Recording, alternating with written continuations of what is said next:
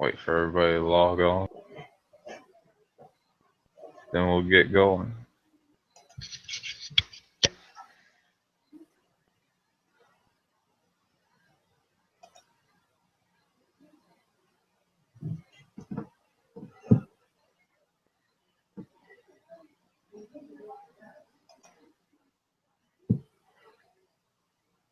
There we go.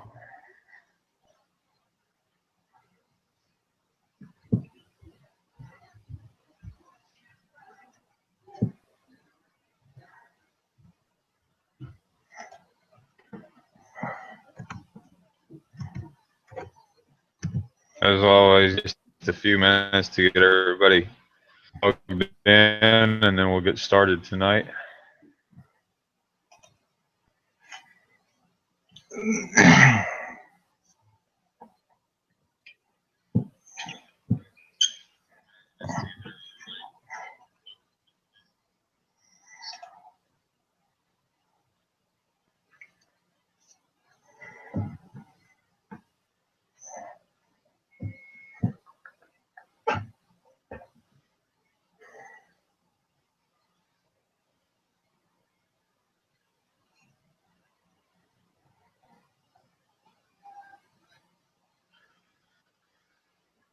We'll give everybody till about 12 after or so, and then we'll get going.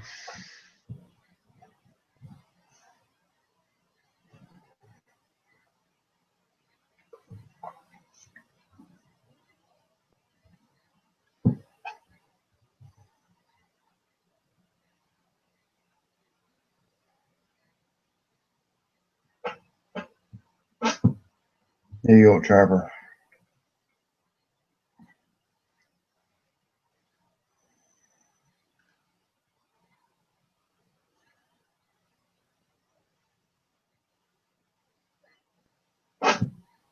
Give everybody just a couple more minutes, and we're going to cover selling your fur and then understanding the grading system and the whole selling process tonight. So, with a lot of the seasons coming to an end here rapidly, and the fact we've got a lot of new guys getting into this sport and a lot of younger guys, I thought that this would be something that would be beneficial to cover tonight.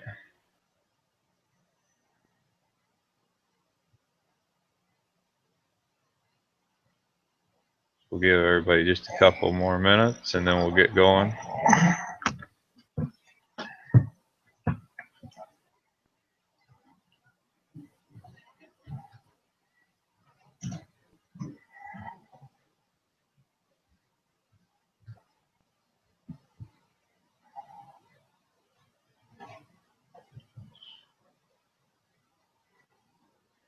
How's your weather up there? Getting any warmer or still pretty cold? It is starting to break there. There was actually some water melting on the road today.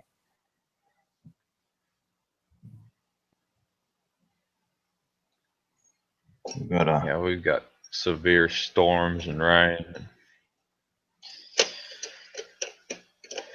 Not good. Well, we got about 10 inches of snow last night.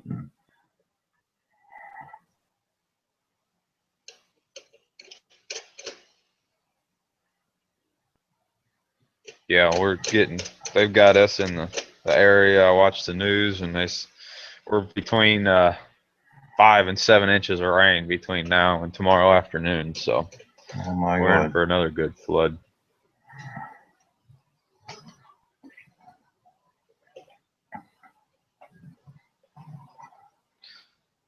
But it's been pretty nice. We've had temperatures up around 65 degrees or so all week, so it's made it nice. Oh yeah, for sure.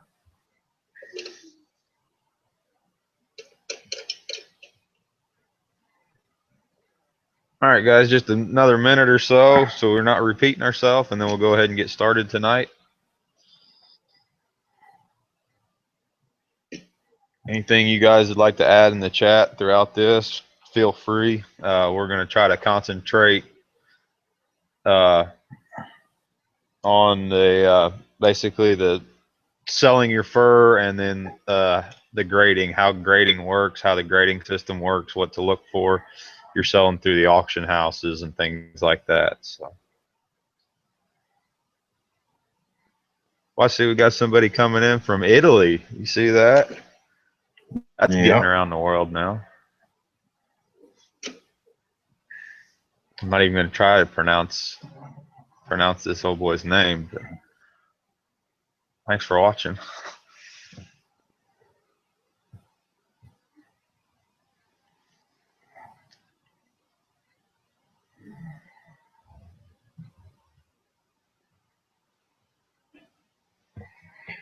Now, I'm sure, Stuart, you must have sold fur green before. Oh yeah, I've had to. Yep, I think I've sold it about every. I can. Local auction, private deals. Whatever makes the buck, basically. No, but the thing is, like, I don't know. If you knew that raccoon was worth $20, how much would your green buyer offer you for it? Half. Half.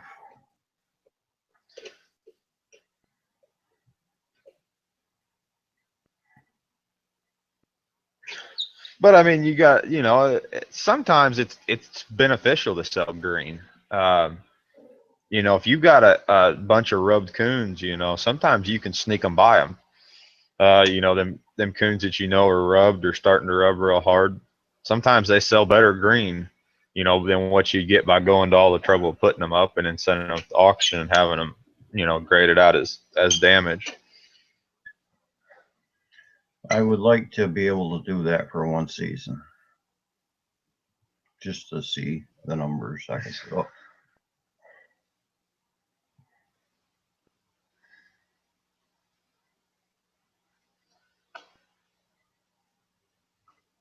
All right, so we'll go ahead and get started tonight then. As I said, basically tonight what we're going to do is we're going to concentrate on talking about selling your fur, the methods and basically types of way that you can basically get rid of your product. And then we're going to also touch on the grading system. For those of you that are new to selling through the auction houses or even selling to a local buyer, just different words and context, that they may use that may be unfamiliar to you. We'll try to touch on that a little bit also. So, I did this at this time of the year because for a lot of people, their seasons are ending or they're kind of rounding up the season for the year. So we've got an auction coming up in April with NAFA. With they're NAFA, auction company in the world, so they deal with a lot of fur. So that's something to watch. But like I said, any questions or anything that you guys have or can contribute to this, by all means, go ahead. And like I said, this is kind of the new guys or the younger guys. I mean, the guys that's been around for a while, they kind of understand this process. But for somebody new, it can be just a little bit overwhelming, especially if you're selling to the auction companies and you have your nice big bag of fur there that you've worked so hard on all winter, and then you just see it thrown in the back of a truck and it's gone, and all you're left with is a piece of paper. So it's kind of a different setting.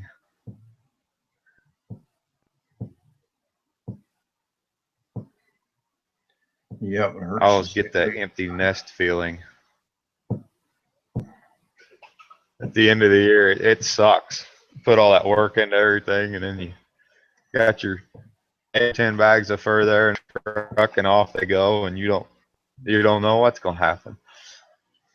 Yep, and then you got to wait like 2.5 months to get your money. Yeah, that's if they sell.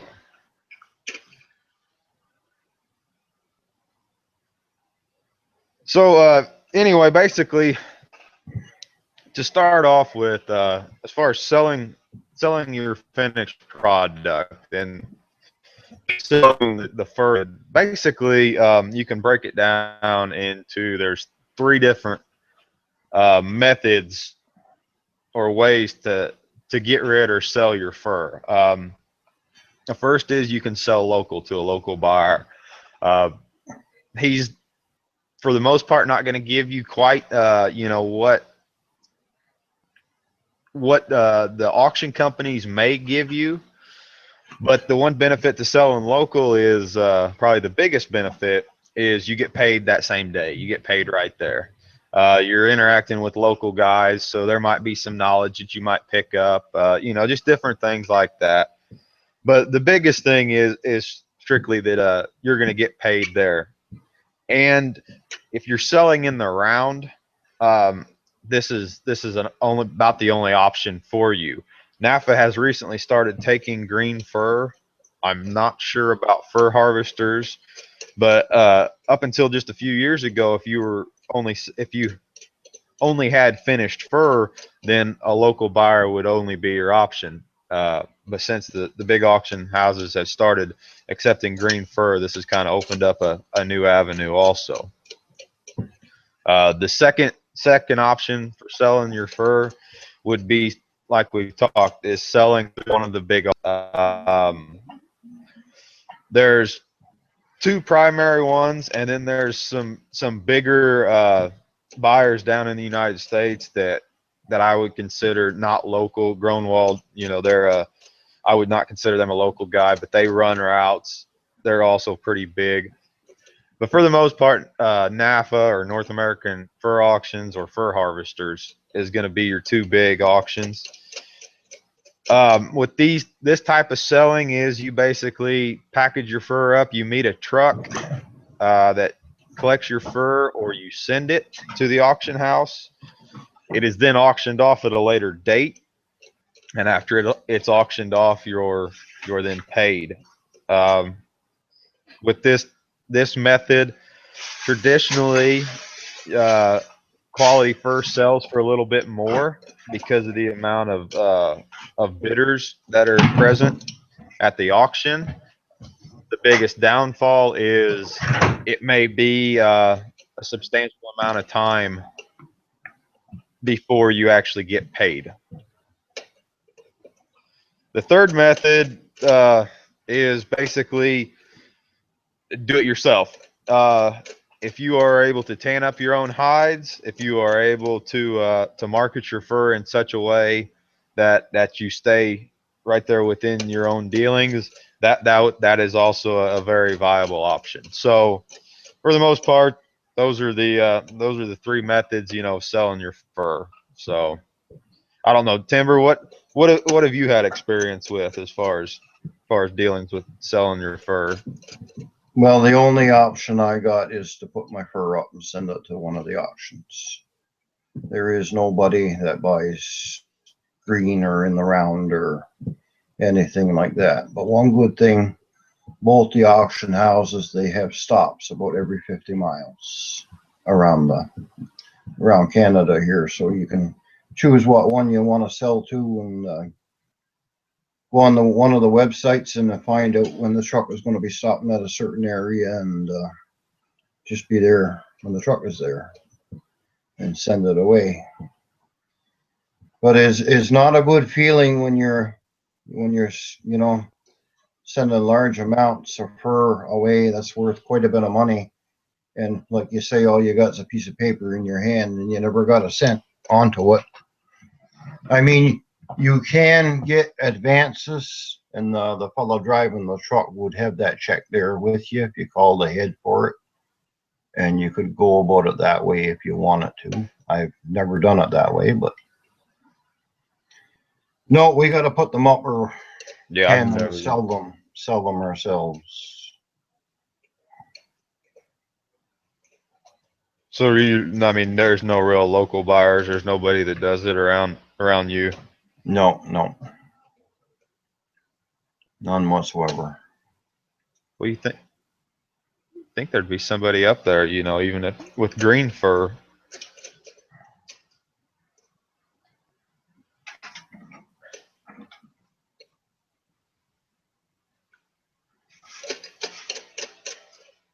Yeah, and I mean, I also, as many of you know, I sell, the majority of my stuff goes through NAFA, North American Fur Auctions. That being said, I have done, I've sold fur through every route that I just named off over the years. Some years, depending on supply and demand, it's somewhat beneficial to split your fur up, between the auction houses. I've had some years where I've shipped, say, just my canines and such through fur harvesters, and then another, my coons and skunks and other critters like that I've sold through NAFA. So, you don't have to just be stuck to one, but there's always all different ways on, for the guys starting out. Definitely suggest, if you can, even if you're not going to sell all your fur to a local buyer, that's one of the best sources of information that you can find in relative closeness to you. Besides the internet, even if just take him a half a dozen coons or something, just to kind of keep him in the loop. But you can spend time, and for the most part, local guys, they've got a process down. They do decent numbers. So I mean, there's tips in anything. I mean, even if you give up, uh, say a few dollars per pelt by selling a few critters to a local buyer, if you can sit in with them for a couple hours, the knowledge that you'll take out of that will more than pay for itself in what you lost. And one thing I will add is, if you plan to sell to one of the auctions and you're not sure if it's going to be a bad fur price year, before you put your fur on the truck. The word is out. So you can take it from there, and, you know, like if you're selling private and somebody's, I don't know, giving you $10 or $12 nose count on coons or something, you got the money right there in your hand. And when you go home, you know what I mean, your fur is gone, but you got some money to show for it. In the aspect of the auction, you never know what you're going to get. When you look at your sales sheet, you might have coons marked $3, $4, $5, $6, and you say, I'd never sell that to a local buyer for that amount, but there's nothing you can do about it. When you send your fur to the auction, it sells for whatever they can get for it. Yeah, and I mean, that's the chance you take. With an auction, it truly is an auction. For the most part, a lot of the houses, they'll set limits to a degree of how low they'll sell your fur for. They're in it to make money. These auction houses are taking commission. So I mean, it's only in their best interest to sell your fur at the highest price.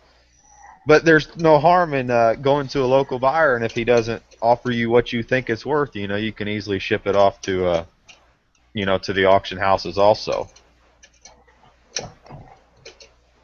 How we doing, Steve? All right, how you guys doing? Good. Yourself? Well, getting there. Trying to stay.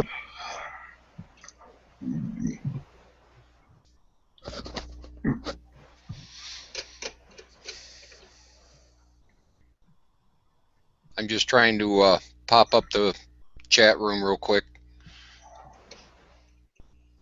Yeah, we're mainly focusing on selling your fur at different avenues to sell your fur, and then kind of understanding the grading system or how your fur is graded tonight. So Great. I don't know what have you had experience with as far as selling your fur? Do you auction local, a little bit of both, or? The next time I do it, I think I'm going to do a little bit of both. I noticed for years I just sold to a local buyer, and it just got tougher and tougher. So I hit it hard one year and had quite a bit of fur. So I went ahead and sent it in, and I noticed to start with, I don't have real good coyotes in my area, and I don't have real bright fox. In general, on my raccoons, I did better at the auction than I do at the local buyer. My muskrats, I think I did better, but I noticed my coyotes and my fox really suffered. I actually did better at the local fur buyer, because when you hold up one of my coyotes to one of those nice pale western coyotes, guess who's getting a low price? But if you throw mine in with a stack of Midwest, eastern coyotes, most of them don't look too bad, so I end up getting a better price at the local guy.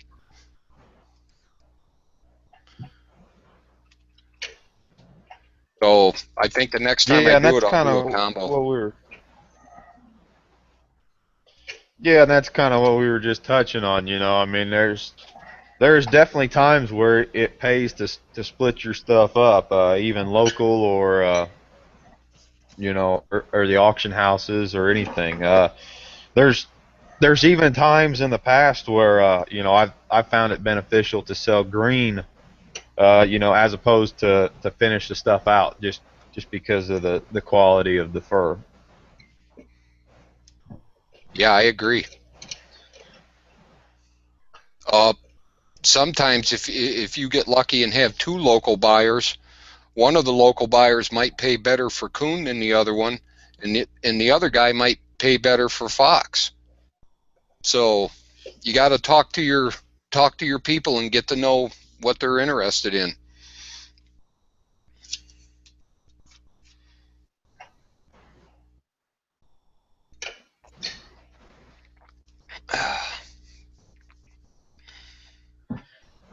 Yeah, and real quick, I'll touch before we continue on, but this question came up twice now, so I'll touch on it. The question is,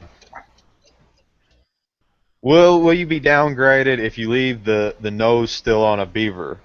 Uh, and we'll get into this a little bit later on whenever we talk about actual grading.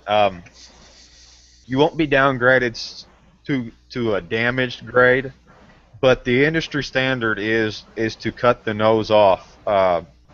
Whenever you finish the beaver, same as if you would send up one that's in a circle rather than an oval. So in that instance, yes, you will be automatically downgraded to a slight damage, which isn't that big of a deal, but you will be downgraded a little bit.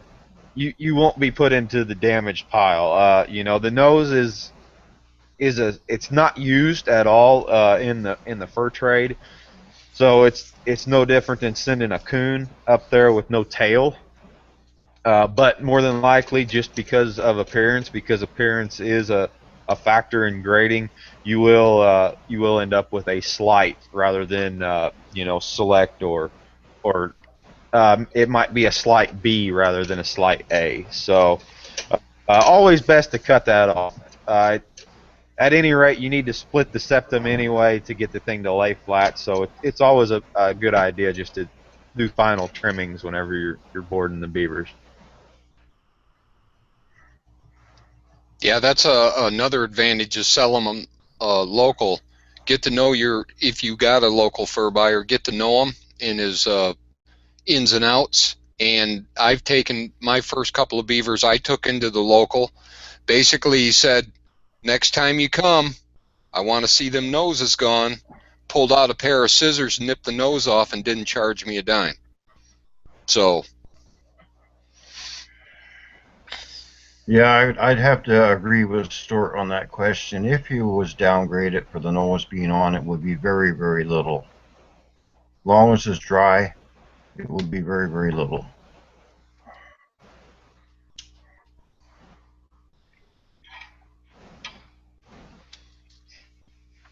Yeah, and I mean, as far as grading goes, there are so many factors that go into grading a fur or a pelt in general, and I think a lot of people they're a little misled uh, by what their grades are actually shown whenever they sell their fur. Uh, just because you do everything by the book and your put up, your finished fur is excellent, everything's right. that doesn't necessarily mean that that is a good quality hide or pelt. You know, that is just one in a number of different things that have to equal up to being a select hide. Like I said, appearance has its place. It's not everything, but it's all these little things that add up. You're not gonna take a a big red coyote and you're not gonna make him be top lot in the western category. It's just not gonna happen. He can be put up just fine and everything about him, but there's so many different factors that go into grading, uh, a pelt. And also, you have to realize, like what Steve said, is just because this pelt looks good in your area, you've got to figure, especially with these auction houses, the vast area that this fur is coming in from. I mean, it's quite literally coming from the south tip of Texas all the way to the top of the world. So, and fur varies substantially throughout those areas. So just because it looks good to you, don't get all bent out of shape if you see your grade that aren't what you would like to see.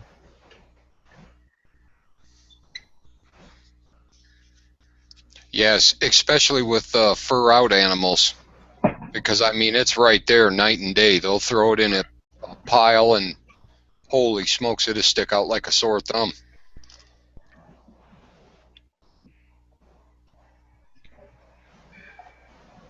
Yeah, some areas have good quality animals and some don't. I mean, the quality's there, but there's something about the color is off or something. Yeah, in my area, the on a coyote in particular, the fur is pretty coarse. It's not silky. Now, I have read a lot of times on the trapping forums that like the Iowa coon will average like $25 for a good coon, but the Ohio coon will only average $15 for pretty well like the same quality coon because something the color's not there or something.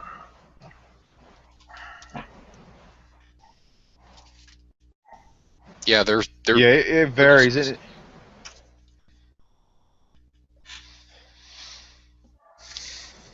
And basically where I'm at, I'm kind of right in that middle part. I'll have coons grade all over the spectrum. I'll get a I normally won't get any grade Canadian, but I'll have for the most part I'll have a coon in every grade every year just because of where I'm at. And the same with coyotes. I've had coyotes grade Western.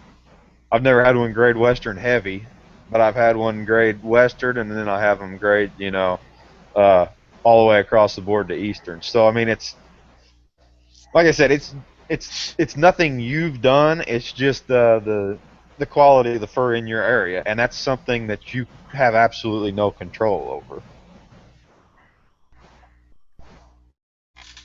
Yeah, that's right. So there's no use fretting about it. Get what you can get. Make up for it with numbers. Yep, I agree. Yeah, I mean, I'm never gonna be able to catch the quality, that guys further north of me will. It's just not gonna happen. So I mean, you have to take every advantage. If I can do better on my fur handling, or little things like that, then that'll bump me up. Yeah, like 400 coon. Yeah. Yeah, I mean, you catch more and you make up the difference. There's always ways to help benefit yourself.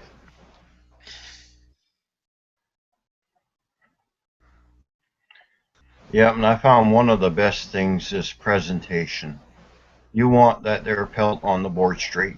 And if you got to take it off 10 times to get it on there straight, do it. Yeah, it's worth the extra work, that's for true.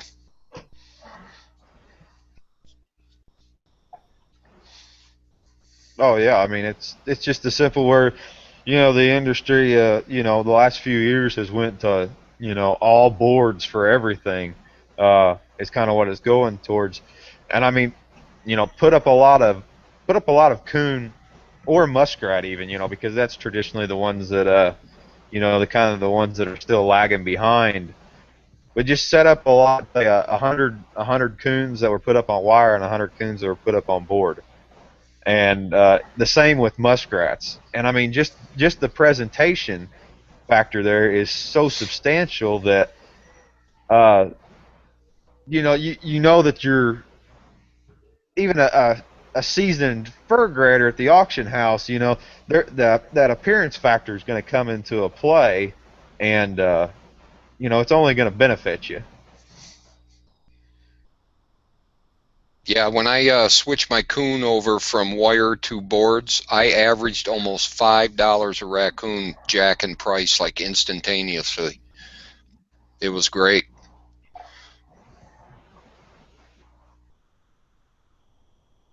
Yeah, and So they're a lot easier to put on wood too. It takes less time to do, and you get a better presentation. yeah, that was a plus plus.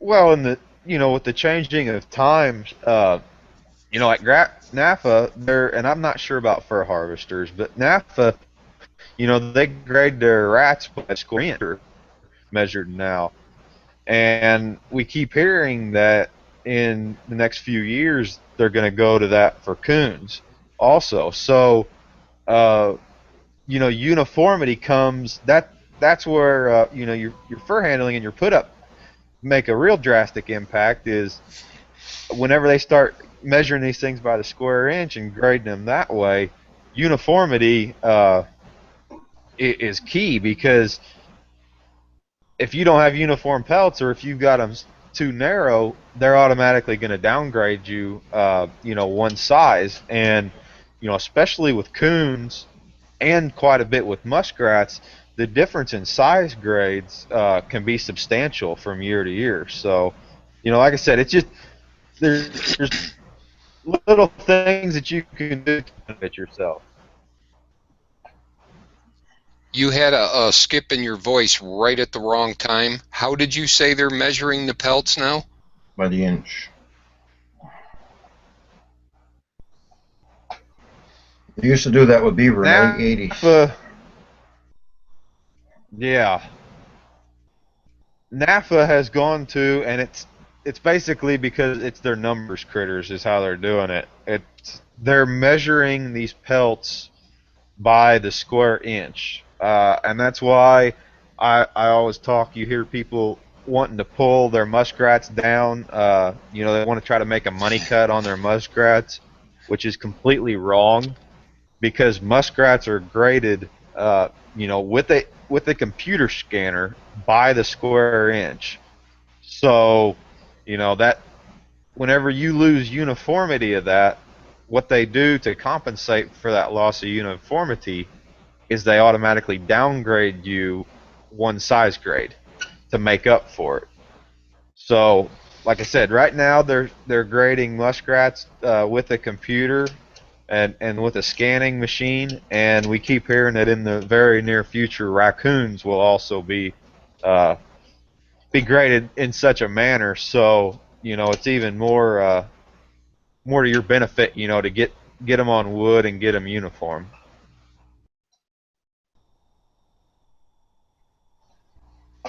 Yeah, you can't beat a computer.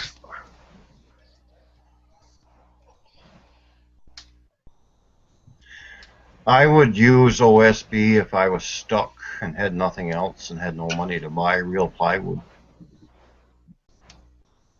But other than that, if you're going to do up a bunch of beaver, it's better to have plywood. It'll last a lot longer. And sometimes OSB is still hard to get the nails into. Yeah, they will bounce on you. That first swat, you gotta go ahead and go for it. Thumb or no thumb.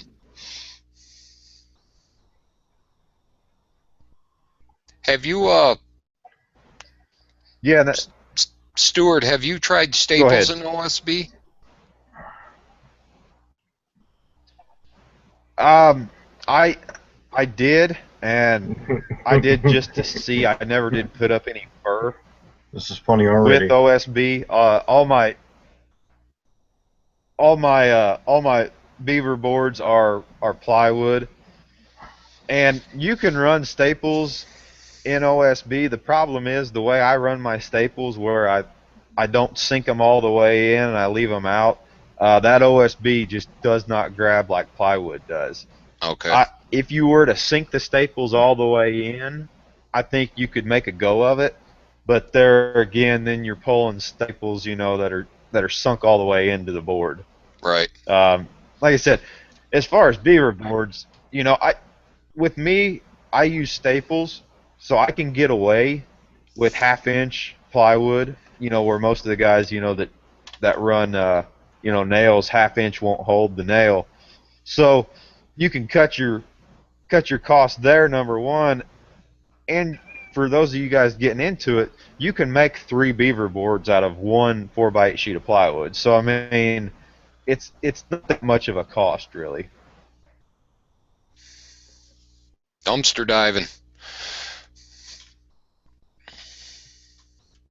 Yeah, I mean, you can go to a lot of job sites. For those of you wanting to, you know, that are hard up for money, I work construction for a living, and you would be amazed at the amount of waste on any building trades job. Or for instance, if you're driving down the road and you see a bridge being built, a bridge deck being poured, that bridge deck is the form of that is all plywood, and that's all got to be stripped at some time.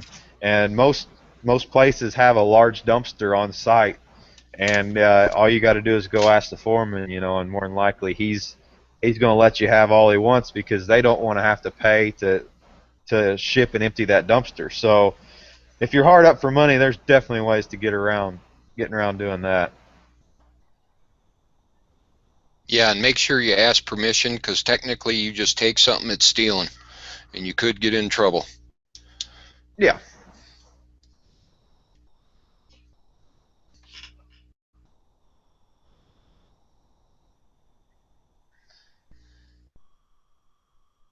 Sometimes you can get lucky at like the Home Depot and stuff. You go towards the back, they'll have discounted piles of lumber.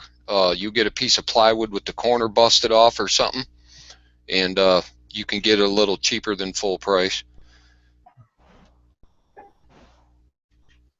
Yeah, most even small lumber yards always have a dunnage pile, that is drastically discounted. And like I said, unless you're putting up a ton of fur, uh, with a beaver board, you can put a beaver on both sides. So if you're a guy that's not going to do that many, there's right there. If you buy one sheet of plywood, you've got the potential to board 6 beaver on it. So I mean, whenever you start kind of figuring in the cost, go ahead and buy the right stuff the first time, and be done with it.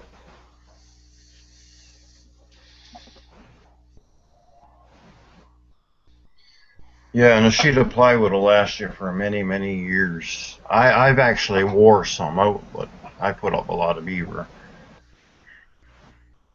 But when you wear them out, you can turn them into boxes for mink and marten and coons and all that other good stuff.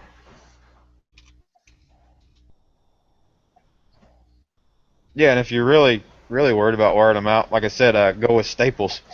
I've got boards that are 10 years old, and you can hardly tell they've used, just because of the staples don't leave near the impression that a nail does.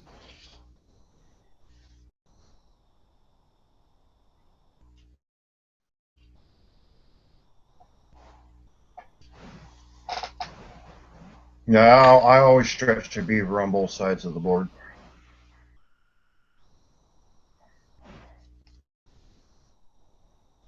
I almost had to do it. Um, the first boards I made, I think, were half-inch, and if I put a beaver on one side, it would actually warp the board as the skin shrunk. So I kind of had to put 2 on each one just to help keep the board straight. I don't recommend 1/2 inch. No, but if you took a piece of 2x3 and went along the edges and nailed it down, she wouldn't warp on you. Yeah, that would be good.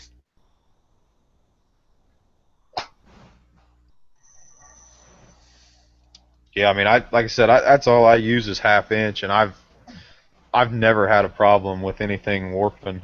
Uh,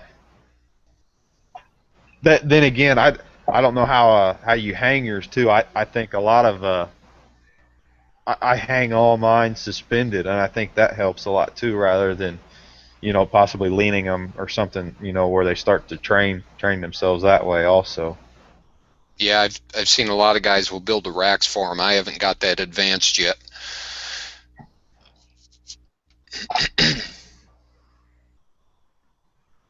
No, but it's simple to do. You know what I mean? All you gotta do is put an eye hook in your board and have a hook to hang it up.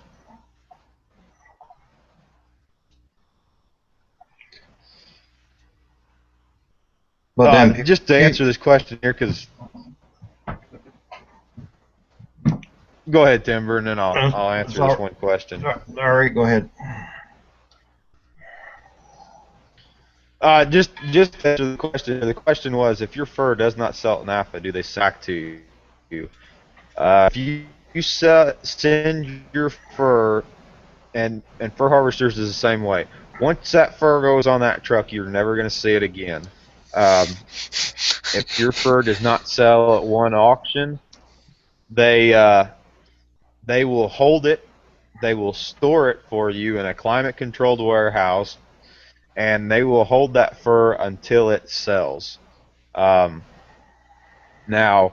it could be from one auction to the next. It could be potentially a couple years, and for the most part, quality sells. Quality always sells. We're in a deeply recessed market with raccoons right now, so there's a lot of stuff that isn't selling just because they're not able to get the prices that they want.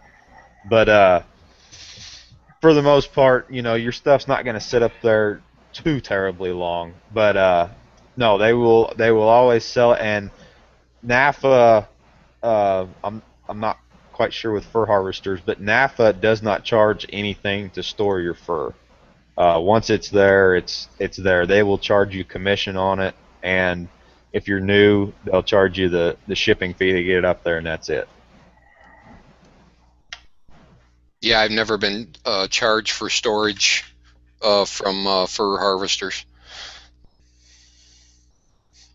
I wonder how many people you Yeah, I've never scared. had anything up at fur harvesters.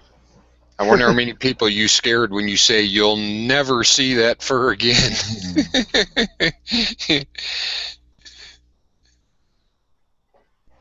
I don't know about you guys, but here's one, and this is just. Go ahead. Oh no, go ahead. I don't know about you guys, but seeing that fur hanging all over my shed and stuff and getting her all packed up, it's kind of heartbreaking sending all them goodies away. Every year I have to go through that. Yeah. That's a lot of hard work represented right there, and off it goes. Just like saying goodbye to your firstborn. Yeah.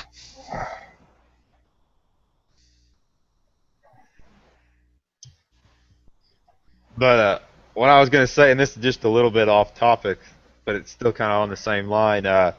We got notification from NAFA the other day that in this upcoming sale in April, they are going to offer 450,000 raccoon. Now that's a minimal amount of what they're sitting on. They're sitting on 2 million plus right now, but 50,000 of those 450,000, there is going to be no price limit on 200,000 of them. Basically meaning they're going to have a fire sale. If you bid a nickel on a lot of coon and you're the highest bidder, you're going to get it. That being said, a lot of those 200,000 they're severely damaged. There's a reason that they're not setting a limit on them, but I just thought that was a little tidbit that I'd throw out there for you guys. Yeah, I don't think there's no selects in that grade. There's just they want rid of them. No.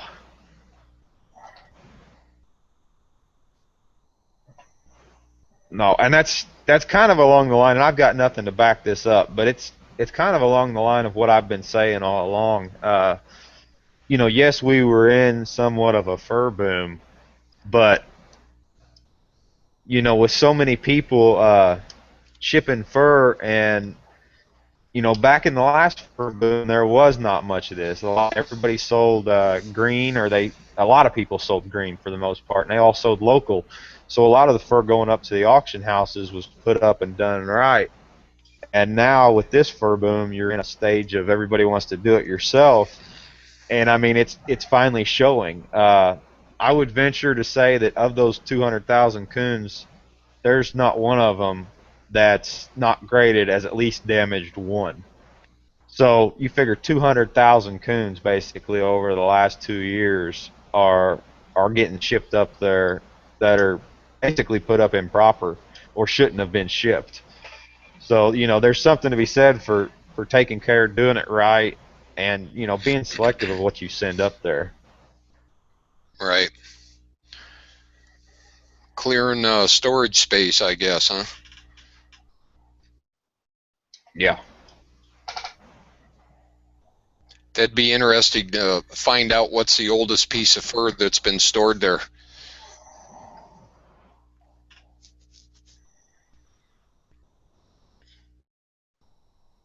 Yeah, I'm not sure. I've got coons coming into the second year that's been up there, and that's as long as I've ever had anything. And the reason they're up there is because they've been graded as top, at auctions. So I mean, they can't get what they want for them in this depressed market. Hmm. I think, Stuart, you should touch on the private treaty too while you're. Oh, okay. Yeah, that'd be good. Well,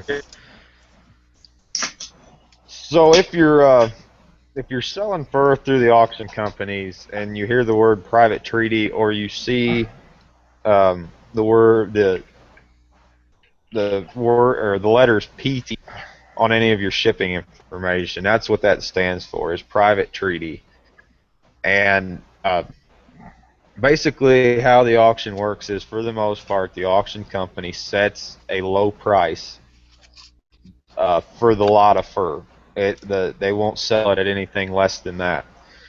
Uh, with the treaty sales, if your lot of fur goes through the auction and it is bid on, and it's not, there is an option after the auction for your fur to be sold with a private treaty. Basically, what it is the fur buyer consults with NAFA, and they work out a deal aside from the auction.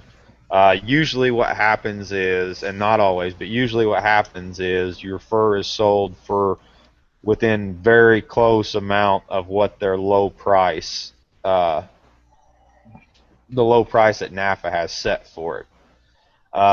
Here recently, within January, NAFA worked with a big fur buyer over in China, and they sold quite a few raccoons to a big factory over there. All that was done privately. I sold several coons in that sale. A lot of times with private treaty stuff, the buyer he has a set color quality. He's got guidelines that he's going by, so he might be only looking for this grade or this color or this size. So the private treaty is, if you see it, don't be alarmed, but that's kind of what it is. I don't. You think I covered there what I needed to, Timber?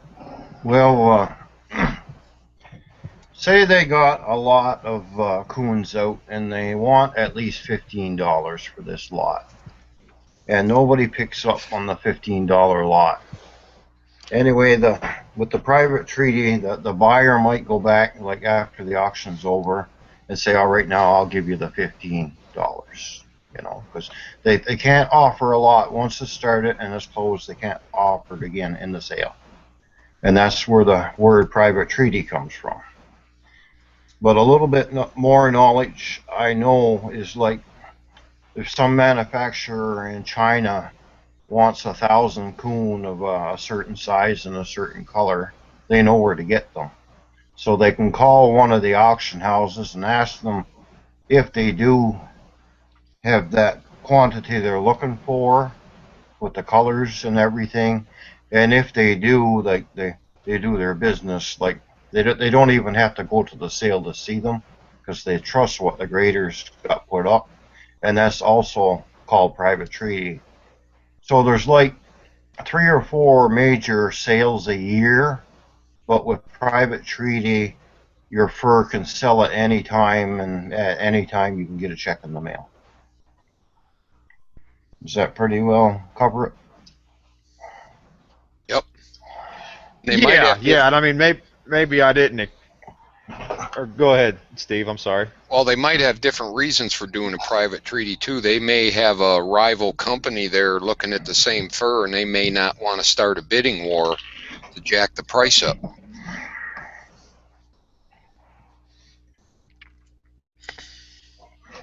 Yeah, and I mean because a lot of times if you watch if you watch your auction, if you watch the live auction closely, a lot of times what'll happen is you'll see your fur auctioned, it won't sell, and then you may check back a day or two later, and you'll see that some of your fur has sold, and it's private treaty, and it's basically a sale behind closed doors, is I guess more or less what you could kind of sum it up to being. But along the lines of what Timber was talking, this big private treaty sale that NAFA did with the raccoons in January, like he was saying, the certain color, quantity, whatever that this factory wanted. In that particular sale, I sold 38 coons in that private treaty sale. All were sold private treaty, and whenever I looked at my grades, all the coons that I sold were within the category of 2 to 3X, and they were all select grade color 1s and 2s, which is your best color on a coon. So in that manner, that factory contacted NAFA, and they basically said we want such and such quantity because we need to make some or different garments of this nature, and that's kind of how the private treaty works.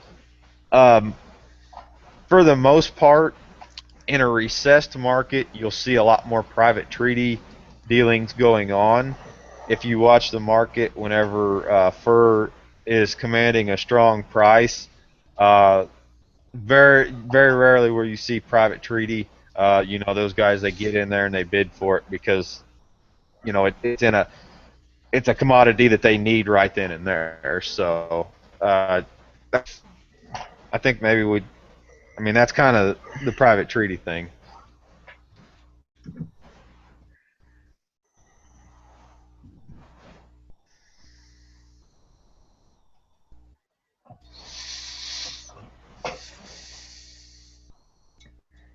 What's happening, Pennsylvania?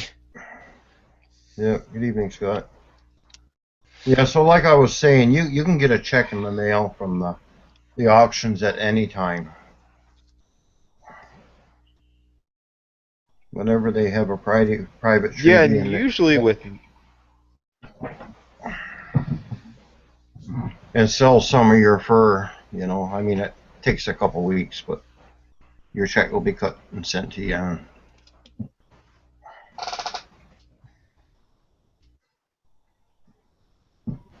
Yeah, and I mean, and usually with NAFA, they traditionally NAFA has January sale, February sale, and then a March, April, May, or June, somewhere in there they have a sale, and then usually they'll have a fall sale, uh, usually in September. Some years the September sale doesn't actually happen just because there's not enough interest.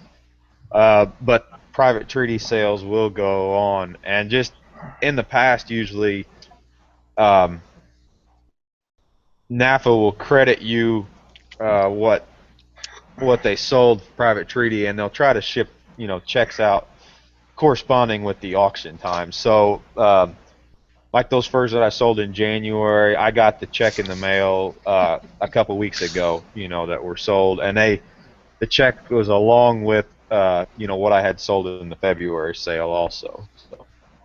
You see, years ago they used to have a sale in the first week of December, and if you had any fur in, you'd get Christmas money, and it would come around the 20th. But they don't do that anymore. They don't have an early sale.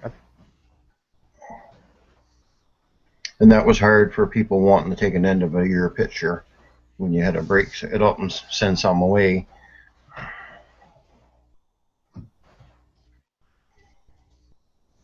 I think NAPA's still accepting coons, yes. Yes, they are. And you know what? Just to touch on kind of what you started there, Timber, and I've kind of touched on this a little bit in the past, but for the most part, the way NAFA and fur harvesters do their auction, uh, traditionally, your sale at the beginning of the year is kind of what sets the market for the year. So, just to give an example, this year going into the selling year, everybody knew that coons were going to be, uh, a very down market. Everybody had high hopes that coyotes were going to be real high. So in this instance, it'd be beneficial to you to ship your coyotes to the early sale to potentially get that high dollar before the fur buyers they buy up all they need, and then they don't need to buy them in the later sales. But in the same respect with coons, it's going to be a recessed market, so you can do like what I did. Instead of shipping my coons up in the January sale or the February sale and taking a chance of them selling, but selling them at real low prices, you can wait and ship them at a later date and basically get them into the May or June sale. And what that'll do is, in these recessed markets, if they're only going to buy so many of the fur, say coon, they're going to fill up on them in the first couple of sales. They're not going to want them in the later sale, and you're basically having NAFA store your stuff for free till next year. You basically go into it, know that it's going to set a year, but if you're in a state like I am where you can't hold fur over, it's a benefit to you. So I mean, there's different ways that you can kind of work the system, so to speak, to get your product up there at different times. And you have to remember, if you're sending your stuff to the auction houses, they are taking commission. That is how they make their money. And so it's only in their best interest to sell your fur at the highest price.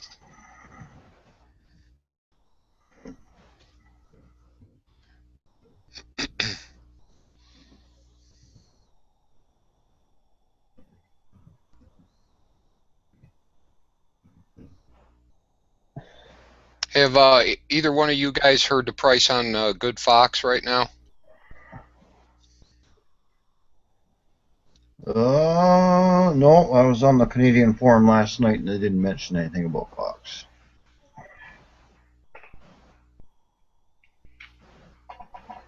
Good fox being good fox. I've got the averages from the last sale here, and they ran right around that $18 mark, $18-20. But that being said, they didn't sell many of them. So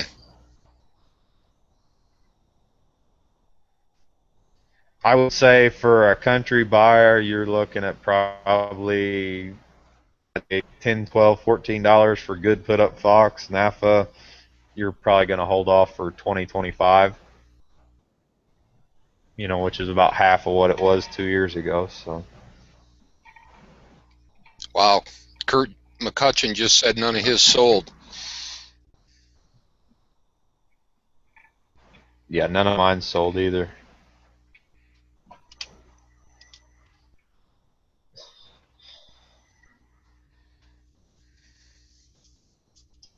I guess you should be making your own breakfast tomorrow. You're not No, McDonald's is gonna go broke.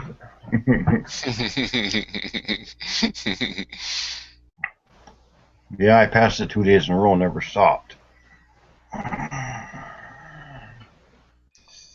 Uh-oh, what haven't I heard? Oh my. I'm out of touch. Did they take a stand on something?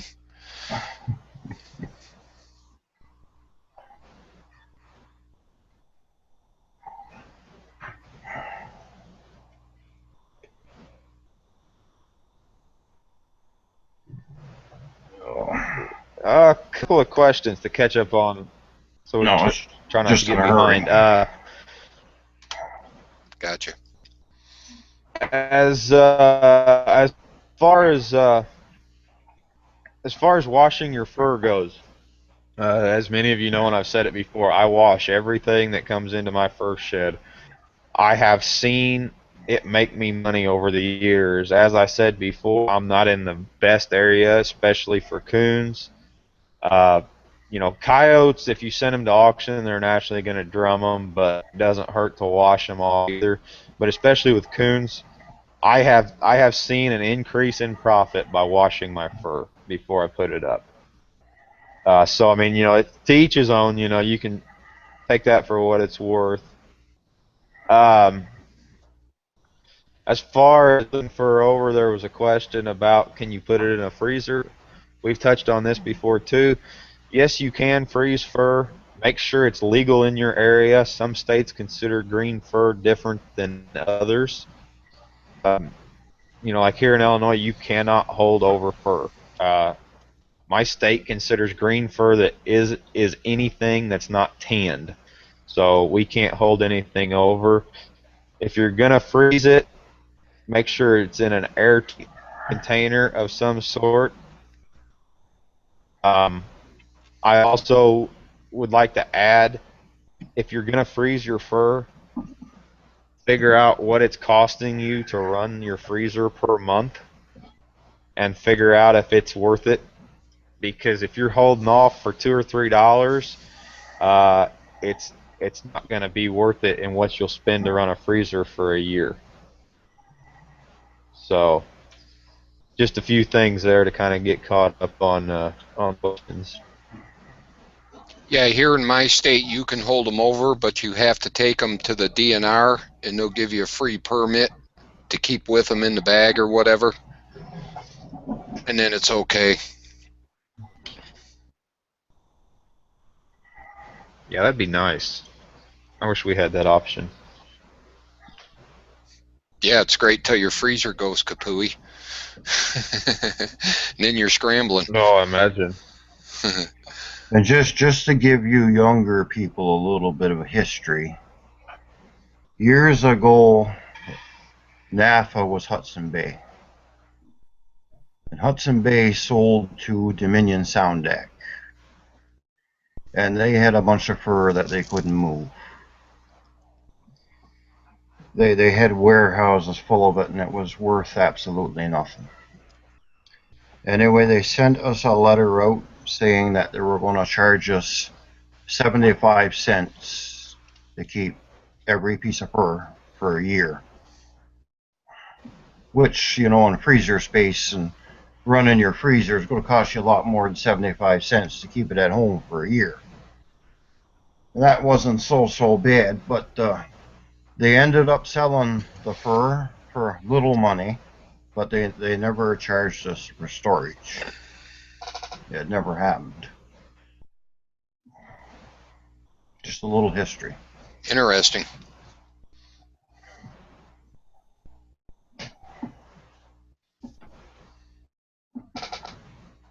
I know I look good for my age.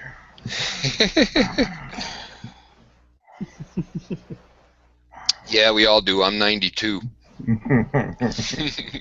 That was yesterday. It's only 50 today. Yeah. Oh. Holy smokes, even otters aren't selling? No, that's the worst otters have ever been. No. Mm. They don't even Yep. want them. It's not gonna go up until a ranch goes up either. Yeah. That's why muskrats fell too. I mean, a lot of this goes off the, the ranch fur too. But yeah, otters are horrible. Oh. You see that price that Nejuan got on his rats? My God. Yeah. I Yeah. think weasels average $4. I'm pretty sure. Well, there you go. I know what I'm trapping next year.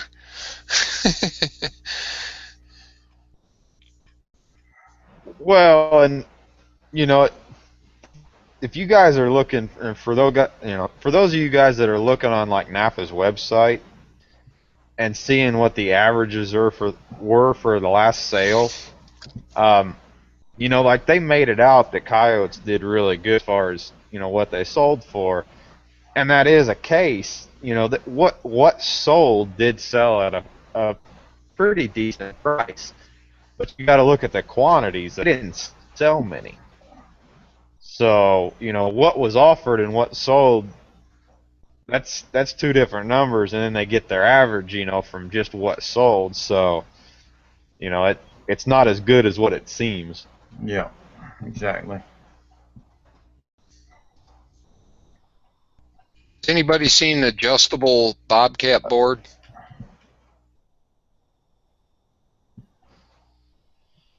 No, but it wouldn't be hard to make one.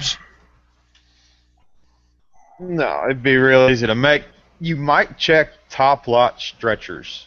They make a lot of adjustable boards, and they might have one. But I mean, it'd be just as easy to make your own for a cat board. But yeah, top lot stretchers. You might check them out. And I'm not for sure or not, but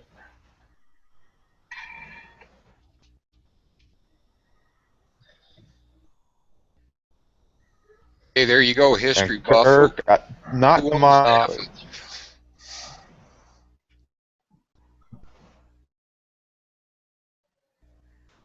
NAFA, I'm pretty sure, and I mean, I could be wrong, but I am almost positive NAFA they're their own deal. They're independent. Uh, NAFA's been around. They've been around since like 1670 or something like that. Yeah, 1670. NAFA's been around, so they've been around a long time. And as far as I know, they are truly an independent auction house. So they don't, their main customers are the ranch mink farmers, but I don't think that they are actually owned by them.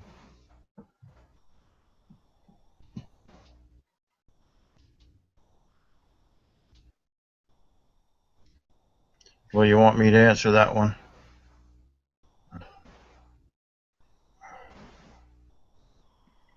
I didn't see What? it. Yes, NAFA is mostly owned by the ranchers. But there also is another organization called the Wild Fur Shippers Council that owns a percentage of it. It could be 60-40 or 70-30, I'm not sure. But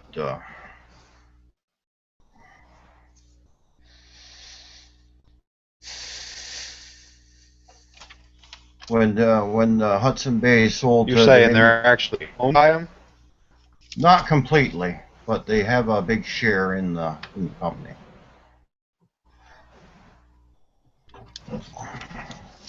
Boy, I hope it doesn't take that long, Pennsylvania. But it may.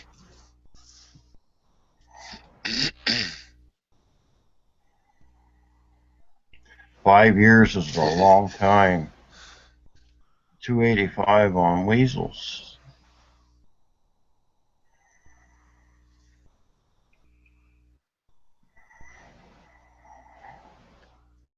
Well, you can get caught up on making all your stretching boards and stuff. Can you imagine how many you could make in 5 years?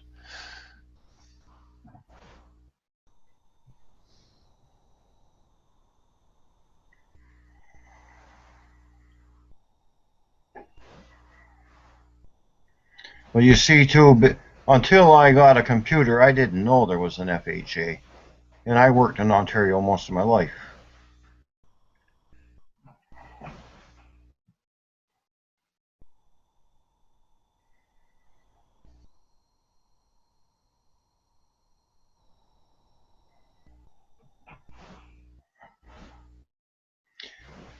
Well, Najawan, you can have 10 beaver, and you could have every one of them in a different location, and they could be all caught in the same pond.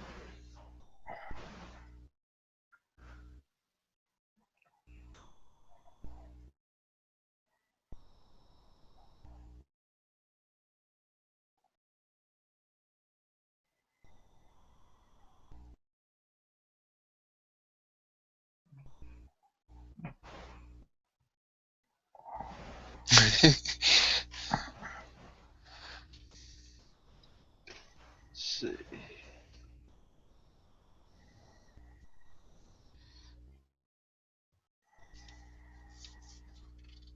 Yeah, if you split that board in half, make sure you take out some of the middle of it though, or else you're split open and close it. Because just cutting it in half won't gain you anything. You need to take material out of the middle in order for it to truly act as a split board. Yeah, so when you open it up, you come to your same measurements. Yeah.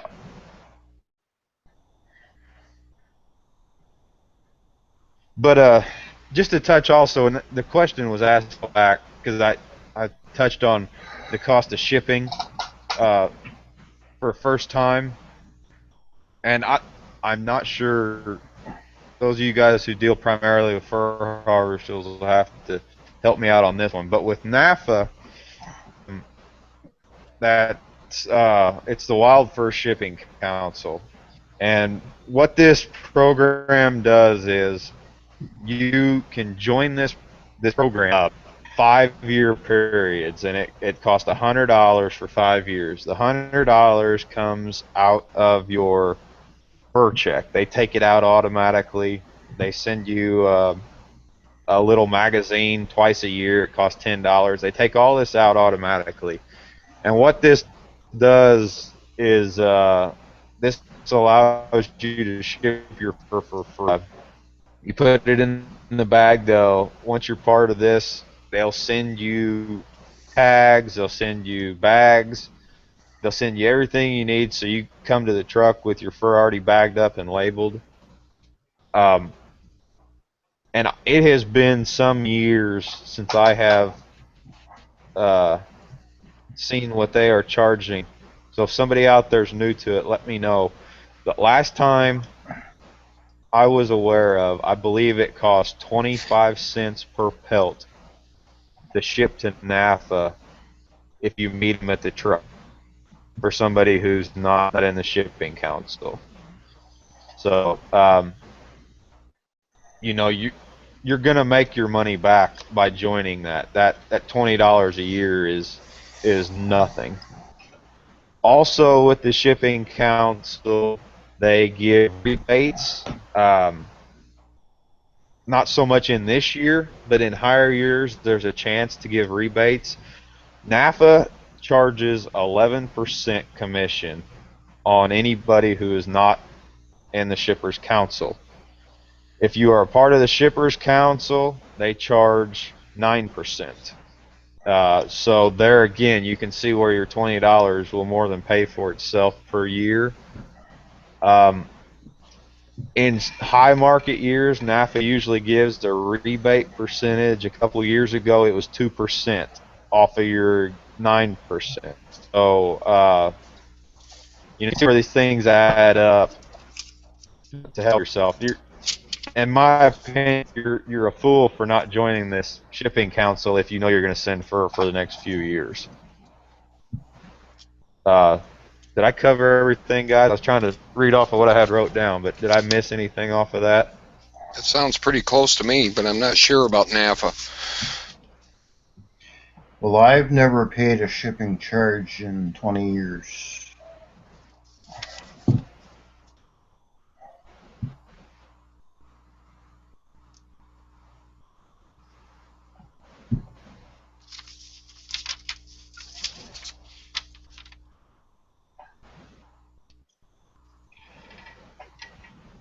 Maybe I got seniority And or as something. far as the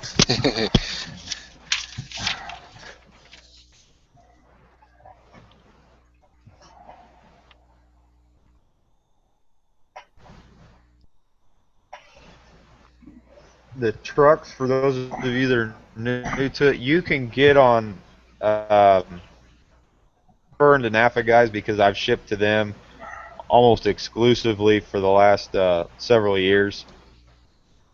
But you can get on NAFA's website, and I'm fairly sure that Fur Harvesters is, and basically every state has a representative, more or less, and you can get on NAFA's website. You can figure out who your representative is for your state. You can contact him directly. He can ship you bags ahead of the time, so that way you're not sitting there with all your stuff at the truck. And what will happen is this representative will run a route, and once you're kind of into the system, send you schedules and everything. They'll let you know exactly what time they'll be there, how long, what day, and you can meet them.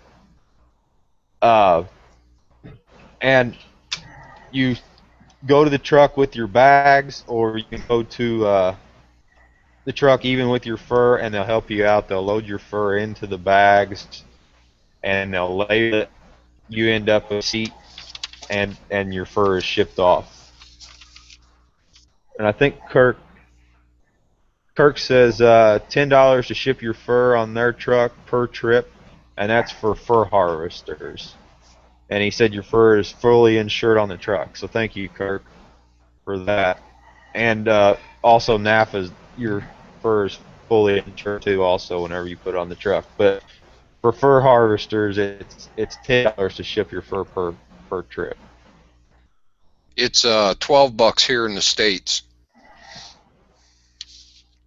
$12 here in the States. See, I'm not real sure with fur harvesters. So anybody that's aware of that, just let us know for everybody else. But $12 in.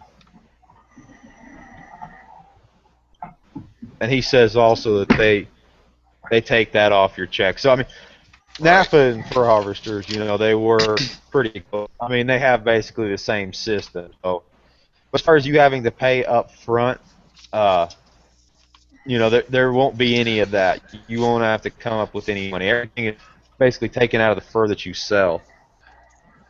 Yeah, I'm sure they trust you. They have all your fur, right? Yeah. And for those of you, I get a lot of questions on my stuff is, will I actually be charged by NAFA? Because, some guys, they might send up several damaged goods, and they actually are in the hole, so to speak. And NAFA, to my knowledge, will never send you a check. Everything, they will just basically wait till you sell more fur, and then they will deduct it as then. Or if I guess if you stop shipping totally, they'll just take the loss. But yeah, I mean, any payment will come out of your fur check. They'll take it right off the top.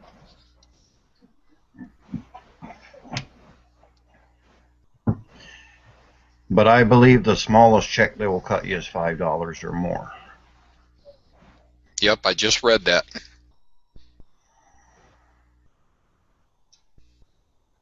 Yeah, I'm not sure. I've never had a $5 check, thank goodness. But it'll be coming this year. I'd feel pretty bad. I'd feel pretty bad getting a $5 check that's got a 39-cent stamp on it.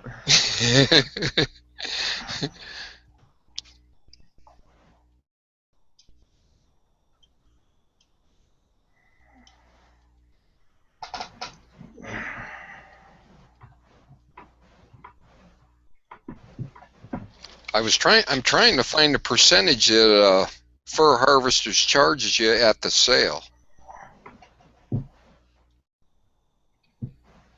I would imagine it'd be around the same. Yeah, I would think it'd almost have to be right around that 9 to 11%. I mean, they're not gonna. I mean, they're not gonna beat NAFA by that much. It could be the same actually. But I mean, this year, you know, as far as the rebates, it's not gonna happen. Yeah. Oh, here it is, top of the page, 11%. 11%. So yeah, same as NAFA then. And Kirk says, with fur harvesters, you can earn shares in the company. You can cash out once a year. So that's interesting. Like I said, I don't have a whole lot of experience with fur harvesters. I've shipped to them a few times in the past, but not like what I do with NAFA. Yeah, if you could buy shares, this would be a good time to buy. I would imagine they're kind of getting low.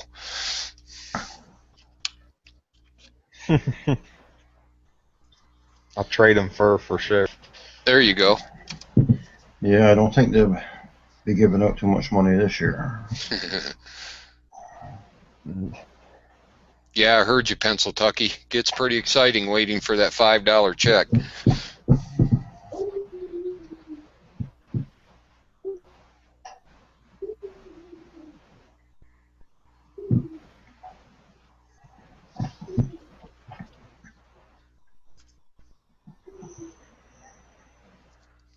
Hey, Kirk, I'll sell you my shares right now. $5.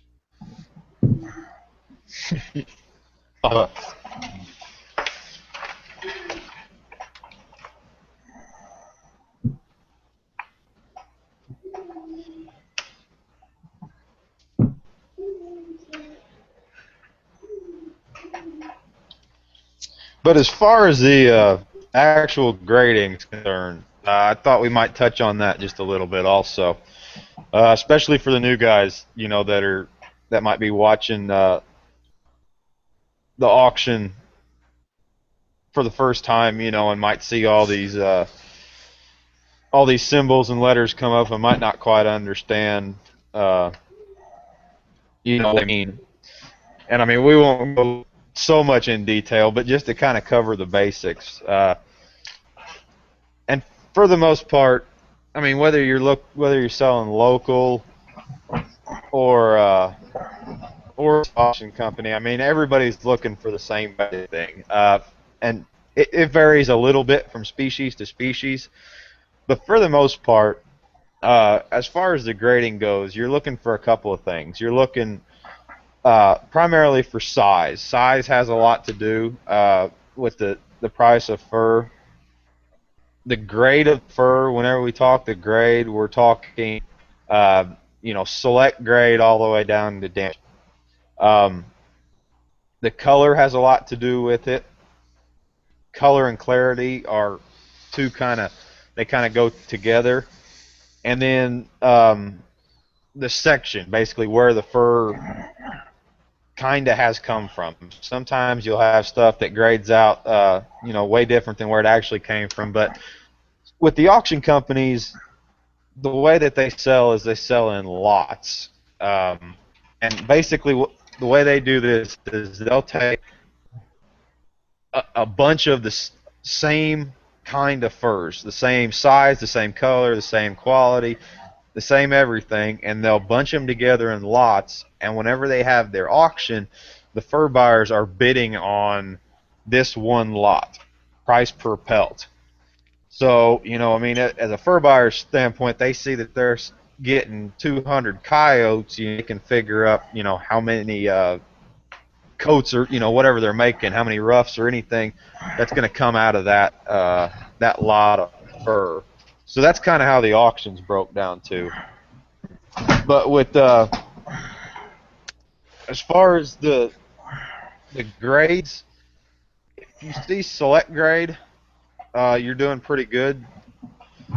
Super select would be the highest that NAF offers. That's SSL is what they grade out. Very rarely you see any of those grades. Usually that'll be in the very top lot. That'll be the top lot or two. Those are the perfect, basically the perfect pattern of uniform. Everything about them is right. Select is the next. Select is a very good quality, and then from there it just goes down. You'll have your slights A's, your slight B, all the way down to damaged fur. Color and clarity, for the most part, NAFA will and fur harvesters alike, they'll set your stuff up in bunches and color, and usually it'll be a 1 through 5 grading, so for the most part, 1 being the best and 5 being the worst. 1s and 2s are be your clear, bright furs, and as you drop down in the scale, you're talking about your more sane, dingy red color furs. As far as the quality of it, you're looking at, this breaks down into whether it's an early caught fur, it's blue, it's over prime, it's past prime, it's silky, it's coarse, and these are all basically stating these are all things that NAFA breaks your fur into the lots. And then finally you have the stat, and for the most part it's graded into eastern, western, southern, north central, central, western, and then your Canadian types. So whenever you're looking through your stuff that you sell, you'll see these types of things, and that's kind of a roundabout way of what they mean.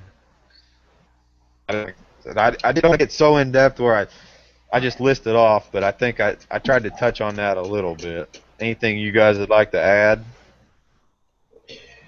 Well, if you got any oddball fur, like oddball colors or whatever, and they haven't got enough to make a string or a lot with it, they'll hold it for quite a while before they do.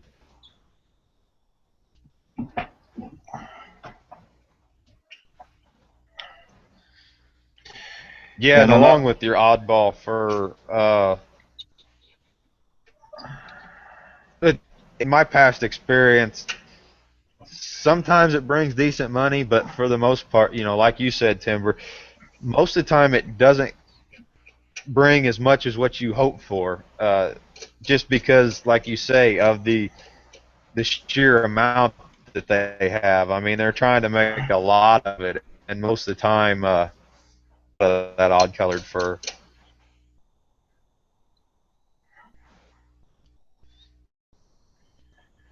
And it has also been said too that NAFA is like twice the size of the company of FHA, and they put a lot more money in their promotions. So if they do bring you a few extra dollars, that's probably why. But all in all, I think it's pretty well equal. I think it's pretty well personal preference of which one you want to ship to.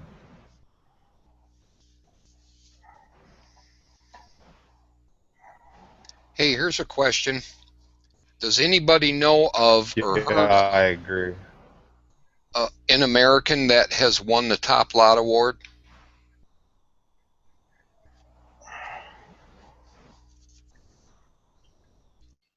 Well, I have several top lots, but the way NAFA does it, they give a top lot per section. So uh, I've got several top lots for coon, beaver, coyote, and that's not your western coyotes. That's for your central coyotes, and that's the same with coon. I've got several top lots for north central and central. but no Canadians. So I mean, I don't know. What would you consider if you would consider, like Western coyotes? If you would consider those to be the top of the top lot, maybe. No, Is that what no, you're trying they to say? actually Because not I mean, top usually they're like lot, 6 or 7. not top lot on the list on the auction and stuff, but they actually send you out an award, a top lot award for above the grade excellent fur. And I was just wondering if an American has ever won one. I've seen several Canadian gentlemen, actually show their award they got in the mail. Yeah, it's a little bit different. Yeah, I mean, I've got the pieces of paper. I've got several of them, and they'll ship you out, and it'll say, you know, it's a piece of paper, and it's from NAFA. It says you have achieved the such and such critter, and it'll tell you what it sold for and everything. Okay, excellent. I was just curious So because is I'd that never different heard what of you're it. talking about? Yep, Yeah, yep, and if that's you it. Or is it different than what you're talking? if you get a few of them, Yeah, and I mean, like, if you get a few of them when the truck comes to pick up your fur, they'll actually bring you a hat. Most times they won't send it in the mail, but they'll have a hat on the truck for you. Oh, great. yeah, it'll look like this one right here. I don't know There's if the you can see proof. that. That's what Bam. it'll look like. There's the proof. And they send you a pin or something too. And you can go to the conventions and stuff. If you go to a convention, you've got several of them. You can just show them, and they'll give you a T-shirt and a hat and a pin and just a bunch of different stuff. But I have a But shitload it's neat, it's kind of neat whenever you get them. of top lot awards, and say like weasel. I got a top lot award for eastern weasel, top lot award for western weasel, and the weasels all come within the same 100 miles, but just different grades, eh? Right. Yeah, I was just wondering. So now I got something to shoot for.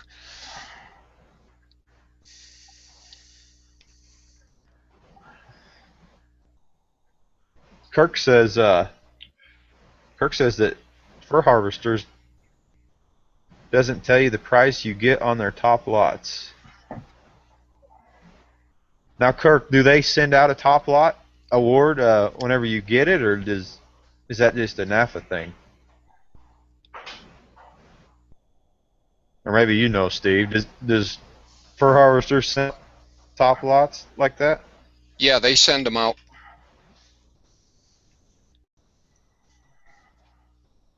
He says they just don't tell you the NAFA tells you the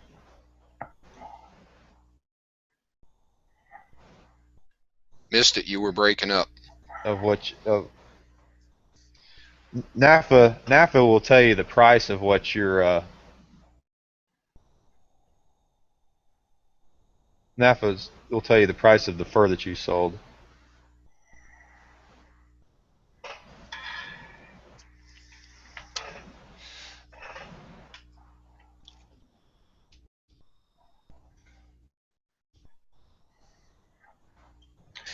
And Might just not want to know the price.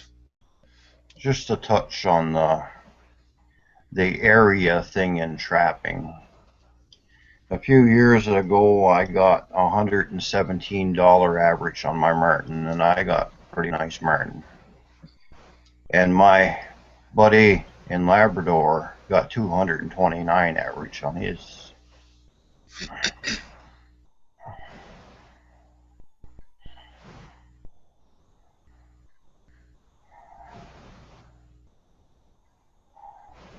That's quite a difference. It is. Almost makes me want to move. You better pick up Chris on the way, right?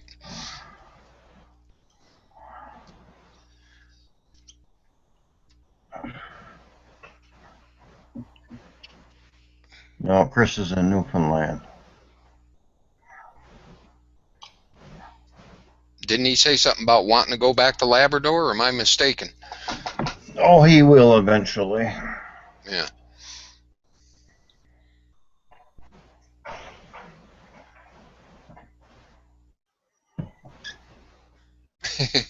Well, that's a bummer, Robert.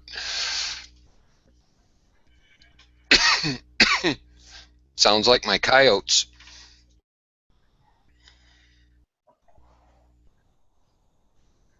Yeah, and I mean, just like your Martin or the Labrador Martin or whatever, uh, they grade high, and it's the same way as the coon down here in the states. You've got that golden triangle area of Iowa and Minnesota. And that's where the best of the best coon come from. I mean, I'm sure Martin would be the. I mean, each critter's got their the best of the best, just like the coyotes. The western coyotes come out. So.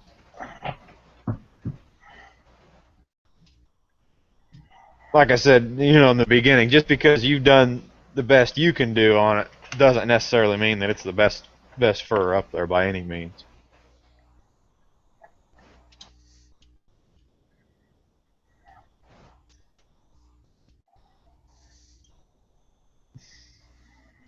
Yeah, but always do your best, because you never know. Napa does not give out top lot for possums, Steve. Come on. They don't because no, they. I have had possums in the top lot for the past probably 5 or 6 years in every auction. For some reason, we grow really good possums around here, but they don't give them out. I mean, back whenever fur was real high, I averaged $12 on possums. That was what I averaged, Wow, that's huge. and I mean, whenever I say gas money, back whenever the fur was high, I mean I really mean you was paying for your gas with your possums. But no, they don't send that, or else I'd have a whole wall full of them bastards. But But I don't think they give out top lots for squirrels either. Because I've never got any. do they for weasels? Yeah, they do. I got a whole bunch of them. They do for weasels. And I have got as much as Yeah. $20 Canadian for weasels.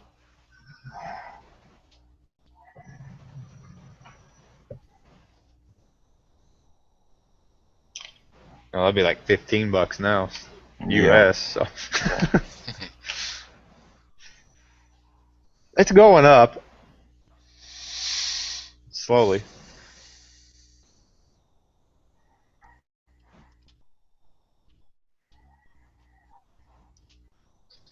Yeah, the top lot awards though, they're definitely something to strive for. Like I said, I've got quite a few of them, and it's always neat whenever you see. And the way NAFA does their top lot is, and I'm not sure about fur harvesters, but NAFA's top lot is a selling top lot.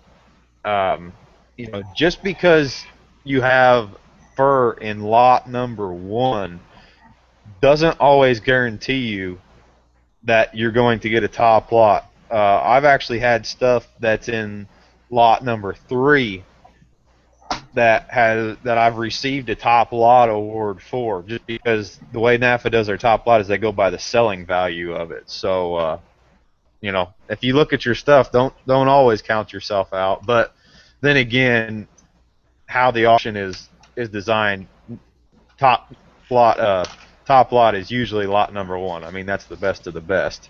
But I do have several lots that are 3, 4, and 5, so it happens.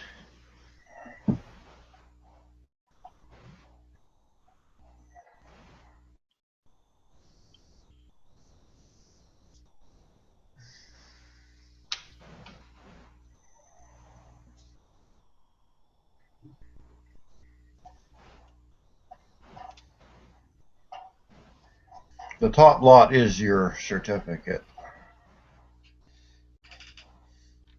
Yeah, they'll send you out a certificate, and it'll have the lot number. It'll have what fur, uh, was sold. It'll have the selling price. It'll have the date and the auction. Like last May sale last year, I had a top lot coon and it sold for $12. So, you know, that's, oh, you're in a depressed market. You can, I mean, it's gonna say you get a top lot that sells for $12, but I mean that's the way they do it.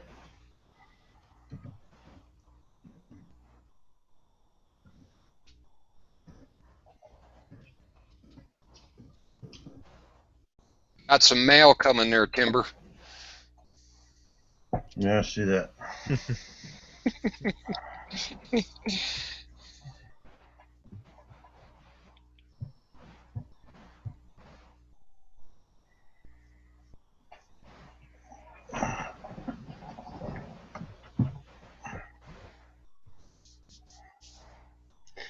Hard to be friends with people that want to ship you Yeah, possums.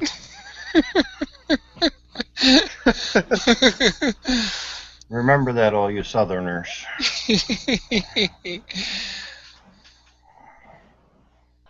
That's what we'll do, Steve. We'll start shipping all the Canadian guys possums. There you go. And we'll expect Martin in return. Yeah, okay. I think we might That's a have fair to trade, isn't it? I mean, that's a great deal. I think that's a fair trade. Yeah. We might have to paint them brown, though, so they can get across the border. There we go. Make sure they're not It'd be carrying. worth it. Yeah, we'll vaccinate them for you, Timber. We don't want to send none of that stuff.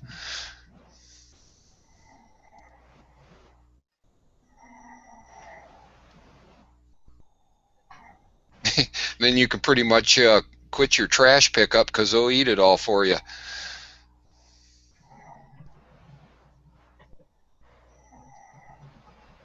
There you go. We'll give you 2 for 1. Kirk says 2 for 1 on Martin. There you go. Deal. It'll be worth it.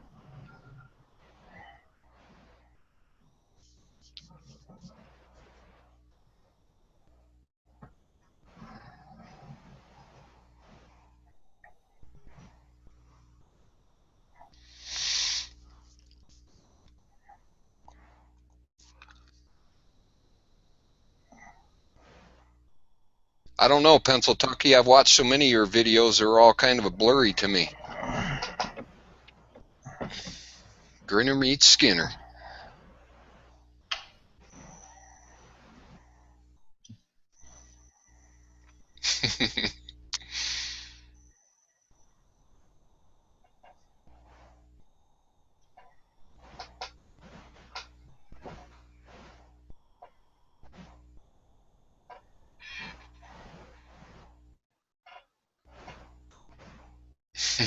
But just finally here, because we're kind of getting close to time to shut her down. But the last thing I wanted to kind of touch on and mention is, for those of you guys that are kind of getting into it, you know, as a new, this is the year or this is the time to make mistakes and to try new things.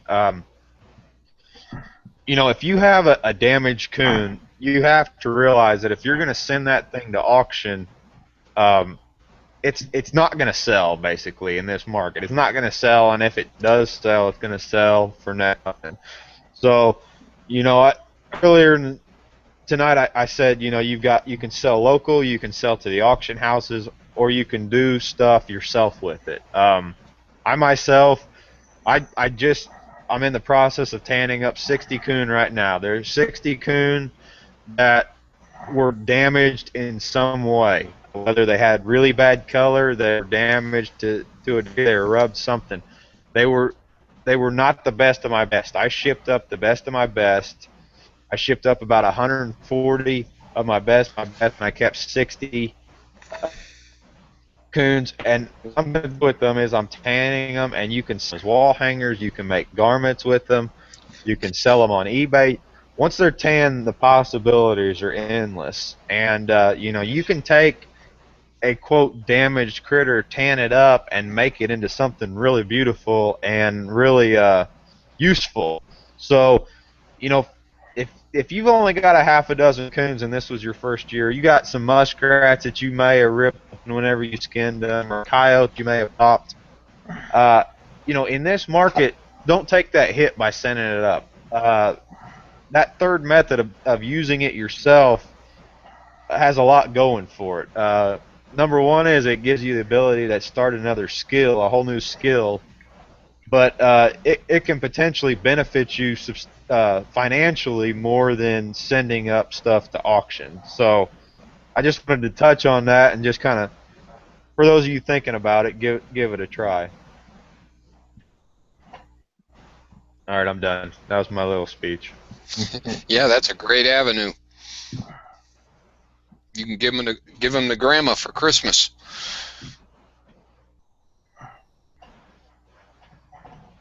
Well, I mean, you know, people got to realize in this market uh, with the auction companies, you send something damaged up there, it's not going to sell.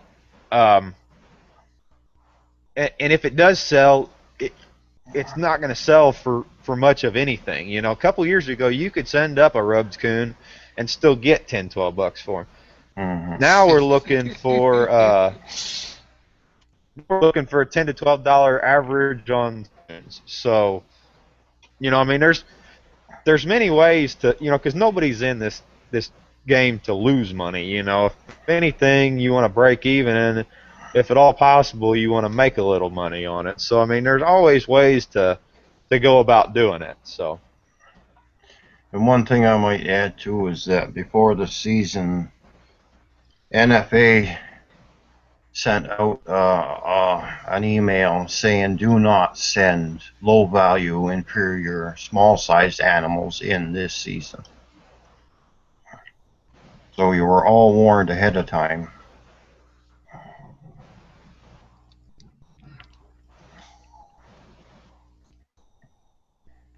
You know, years ago I've sent animals in with yeah, and I mean, completely no head on them and got good money for them. But the market's so bad now that you can't do that anymore.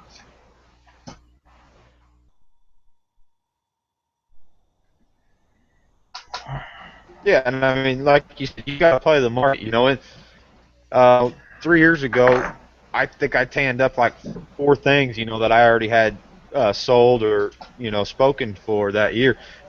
Everything else went up to auction because, I mean, I was averaging great money on fur, you know, and then over the last couple 3 years, you know, I've got back to where, you know, if you're going to make any money, you got to explore different avenues, you know, and it's just one way to do things. So I mean, like Kirk said, you got the, you know, and I actually I do quite a few of them with my smaller beavers also. Uh, you know, if you tan up the toilet seat beavers, you know, the ones that are worth nothing, if you tan those up and hoop them up real nice, you can make fairly decent money.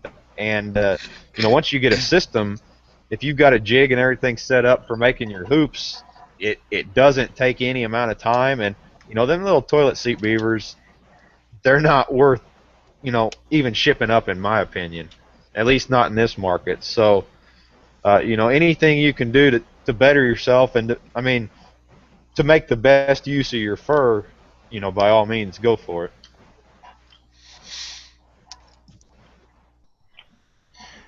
Yeah, even our long hair Canadian small beavers are not worth nothing.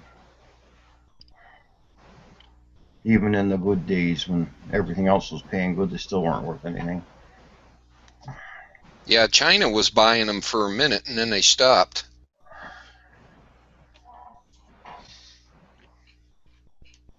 Well, the big problem with the beaver market, you know, the fur market, is there's so much work in preparing that fur for garment material.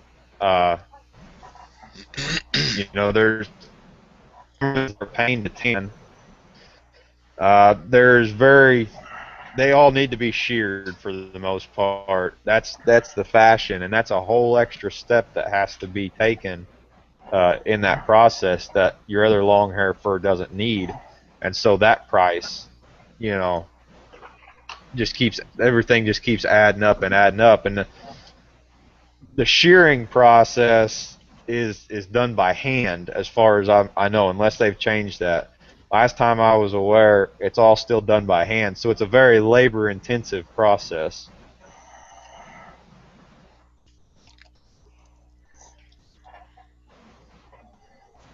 Now, is there anything special you have to do to a beaver skin to get it to tan well?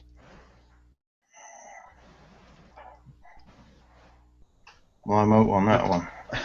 Depends on how you want it to tan.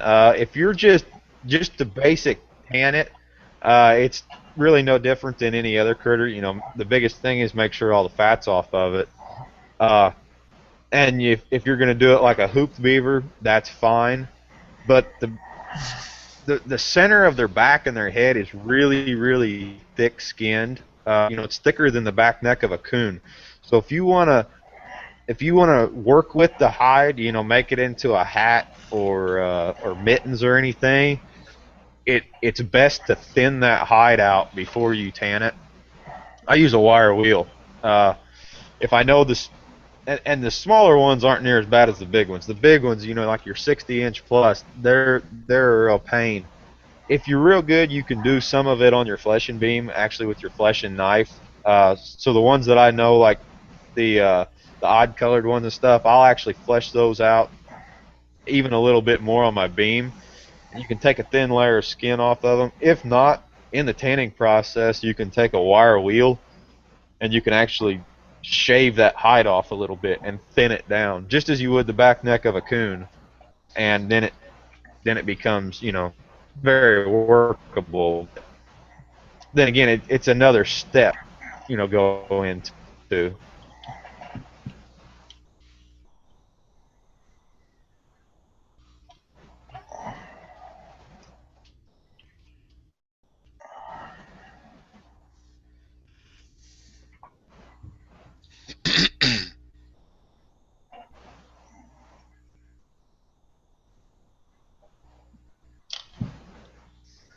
See, Robert says belt sander works for thinning. I could see that with a Yeah, real coarse paper. yeah,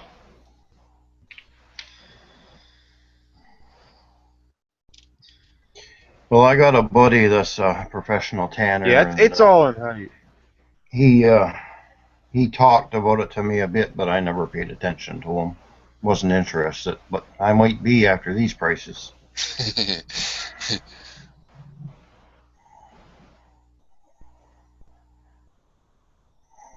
100 grit? That's pretty Yeah, I mean, smooth. there's many different ways to go about it.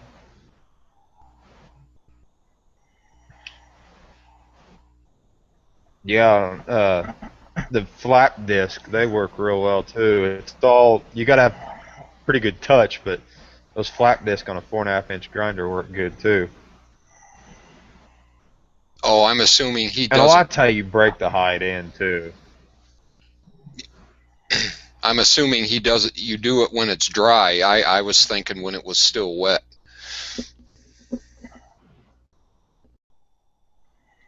Yeah, you can do it dry, semi-dry. Semi-dry seems to work best for me. Real dry, you got to be a little bit more careful with it.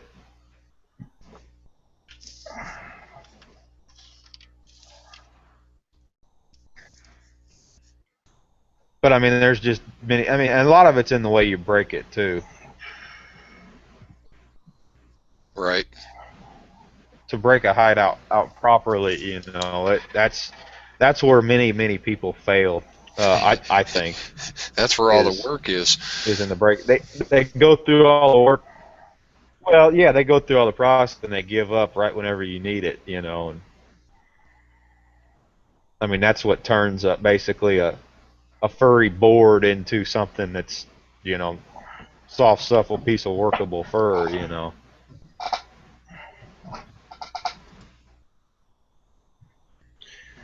But my buddy there, he does a great job on them. I don't know how much work he puts in them. I couldn't tell you, but he sells them just as seat covers, you know.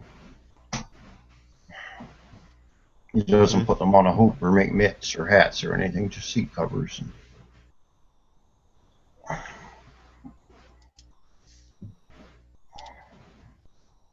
Hey, later, Kirk. I appreciate all your help and input tonight. Yep. See you, Kurt. See you, Barry. Big help with the fur harvest. He was a big help with the fur harvester's information. See you, Kirk.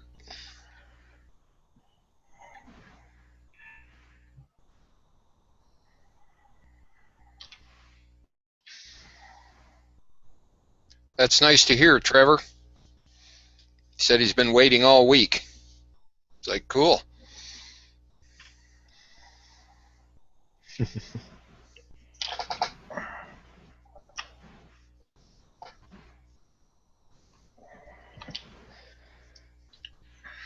But anyway, guys, it's getting about 9 o'clock again here. So, you know, like we always try to keep about 2 hours. So, had a good time tonight, and everybody, I'm glad we got through it. So, as always, any last minute questions here, we'll give a few minutes for that. And then we'll sign off for the evening. But I appreciate everybody staying with us again, and you know, the questions and comments. You know, that's kind of what keeps us going. If not, we'd just be three guys up here talking to each other. So, not that I like you guys or anything, but.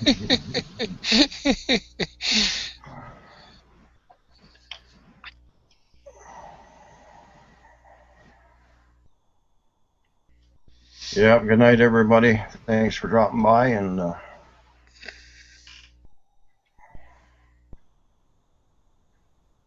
Stinky Polecat. Great name.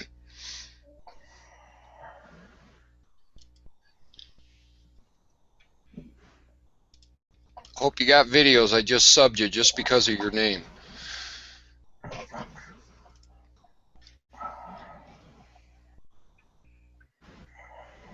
Yeah, and as always, any topics you guys would like, you know, let us know, because we're running out of them fast here.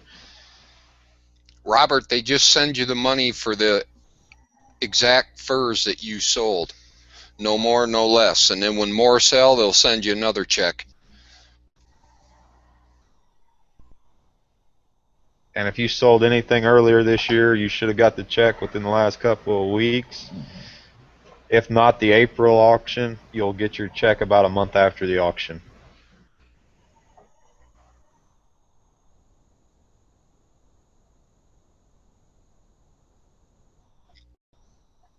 Thanks, everybody. You've been great.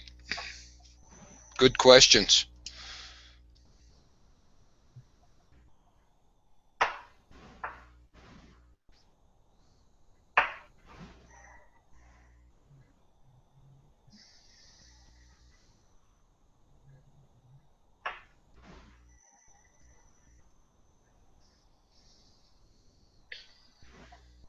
All right, guys, we'll say goodbye now. We appreciated everything, and see you guys next week then. take her easy, everyone.